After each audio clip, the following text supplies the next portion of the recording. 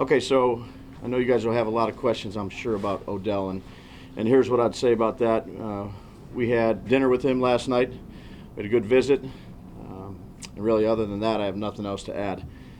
My focus is on Washington, and any questions on that? That's really what I got to say. Could you say at least whether the door is still open to him signing here or whether it's closed after that dinner? No, I just say we had a good dinner. Yep. Food was good? Yeah, a great steak. He's meeting with other people here today, then? Washington. Yeah. Meeting with Washington. Brian, You think that's funny? overall, how rare is it to have a visit like that in the middle of a game week and an important game like that? I mean, how do you divide your time up in terms of dealing with? All my time is on Washington. It's got a free meal. Did you have to discuss it with your team at all to say, hey, this is happening, but don't let your minds go there too far? No, and look, I understand all the questions, guys. What I said at the start, that's what I'm staying with right now. Everything is geared toward Washington and focused on today, having a good practice. Brian, how do you think it's good to stop McLaurin in a game like this? What is the most important part to stop a player like McLaurin that can do many good plays for Washington? One more time. Sorry, McLaurin. McLaurin, Sorry. sorry. Yeah, no, sorry, apologize. No, that's okay. All hands on deck. It takes 11 guys. He's a dynamic player. Does really everything well at the receiver position. Can threaten short and take it long, intermediate, vertical. So we're going to have to do a good job of rushing the passer when there's passes and tackling in open space and staying on top of him in the deep part of the field. You say all hands on deck. Do you expect to have Fabian? We'll see today. I'd say we got a lot of limited guys today that are working. A lot of guys are making good progress.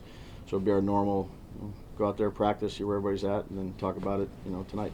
Are there guys that you are feeling particularly good about, like Bellinger, Neal, some of those guys, Ojulari? I think they're all trending in the right direction. I think today will be another important day to get out there, move around, see where they're at after a few days. They're all making progress, so I'm hopeful those guys can go, but you never know. Do they have to be full today to? No, we just got to see. We'll see where they're at. We'll talk to those guys after practice. We'll sit down as a coaching staff, personnel staff, and make the best decision we can. Obviously, if they're ready to go, we'd love them to be out there. Whenever Aziz is ready, do you figure you have to manage his reps when he's coming back? It's been a long layoff. We've had discussions about that. That'll be another thing today that we talk about and finalize that if he's ready to roll.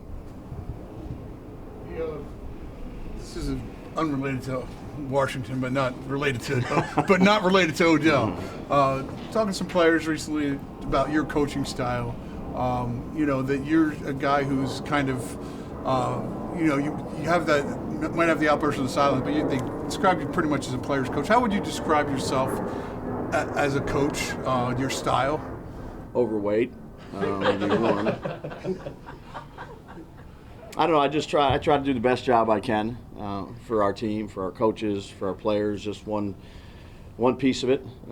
Try to be honest and tell them what not sometimes what they want to hear, but what I think they need to hear. Everybody, hold everybody accountable. Own my mistakes. It's a team game. I'm just part of the team. I covered Andy Reid. He was overweight. It's worked well for me. Yeah. I've coached 11 games. Coach Reid is in the Hall of Fame. But I do like cheeseburgers. He does too. Have a lot of moving pieces on the offensive line. But if Yeah. you get Feliciano back, is it important to have continuity at center, or would you be open to making a change there?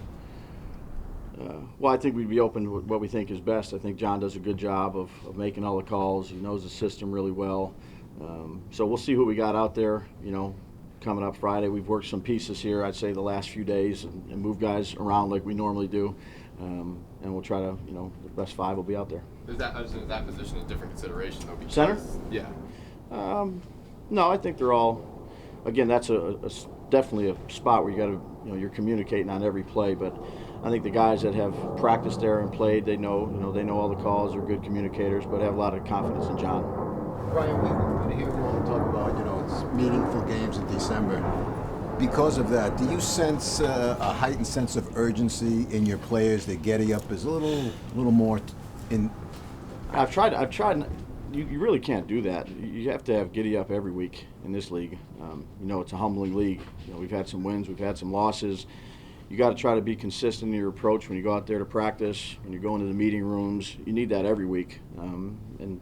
As a coach, you got to get the pulse of your team and see what they need to help them get to that point during the week. Our guys have worked hard. What wins in September also wins in December. You can't forget that either. So, again. Do you have to remind them of that? Yeah, I talked to them about it. Yeah, absolutely. I think you got to keep the main thing, what helps you win a football game. And each week there's some consistent things that are never going to change, and then there's some things game plan specific that you got to try to accomplish to put yourself in the best chance to have a chance. Dave, you've known Bobby Johnson obviously longer than this season. Yeah. Is there something about him and his coaching that, at least to my untrained eye, he's getting an awful lot out of the unit that for years here was talked about as the weak link? Yeah, I think he's a good communicator and a good teacher. I think he holds the players accountable.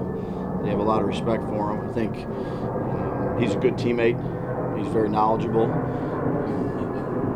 I enjoyed working with him when I was a coordinator, and I enjoy working with him now in my role. I think Tony Sperano does a great job with him too. Those two guys, they're here real early. They stay real late. Unlike a lot of coaches, but I have a lot of confidence in those guys.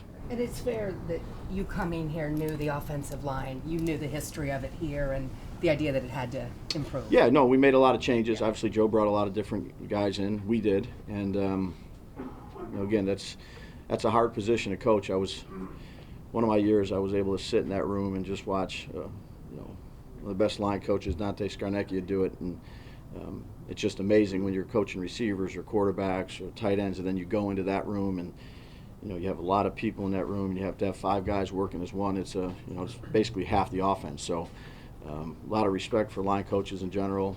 Bobby's certainly one of them. How are Brightwell? Couple more. How are Brightwell and Darius? Darius is still under the weather. He's in meetings. He probably won't go today. But hopeful that he's trending in the right direction, but still a little bit under the weather. Brightwell is he's better than Darius, so he should be good to go. Just to get a sense of how you just to get a sense of how you think. Do you, personally or individually, do you ever think of things as critical junctures, like when you're looking at it, even just personally or even as a coach, or is it your mindset to, no matter what, I have to psychologically, emotionally, and mentally recover, and it's always things can change down the road? Yeah, I try to take it day by day. That's just the way I do it. I think there's a lot of things that can change. I don't think you can focus on the change that can happen 3 days from now, 2 weeks from now. That doesn't really do you any good. It's just, what can you do today to help your team be as good as you can be? How can you yourself be as good as you can be? That's how I take it, one day at a time. What went wrong for St. Francis in the second half? That was a tough one. Yeah. My high school played in the state championship against Brandon Brown's high school. And obviously you heard about it or watched it. It was 20-0. My high school was up and they lost 27-20. So Brandon's been giving it to me pretty good. Was there any bet involved with you in it? No, it's bragging rights, and I don't have them. One more, Darius. You said he's obviously, under the weather. You don't really have another guy who's made plays at receiver downfield in quite some time. If he can't go, what kind of adjustments need to be made? Yeah, we'll see. We'll see how it goes after practice today, where he's at. Again, I'm hopeful he'll be okay.